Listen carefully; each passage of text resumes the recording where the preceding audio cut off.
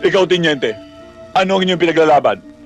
Wala kayong dahilan para tugisin kami para mga hayop sa aming mga sariling lupa. Wala kayong dahilan para patayin kami. Samantalang kami, ano? Nasa amin ang lahat ng dahilan para pagpapatayin kayo. Mga sundalo kami. At meron kami mga utos na sinusunod. May plano ang gobyerno para sa kaunlad ng Mindanao. Para sa kaunlaran ng bawat Pilipino. Oo, may plano ang gobyerno, pero hindi para sa lahat. Hindi para sa aming mga Muslim, kundi para sa iilan lamang mayayamang politikong gusto maghari dito sa buong Mindanao.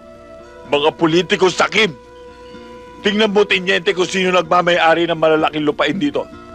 Malalaking rancho dito. Mga umaabuso ng punong kahoy. Hindi ba kayo mga Kristiyano? At ang kapatagan, pinamumugaran ng mga Kristiyano. At kami mga Muslim, nasa kabundukan. Ultimong kaning isusubo na lang namin ay inaagaw pa ng gutom at hayok ng mga Kristiyanong politiko.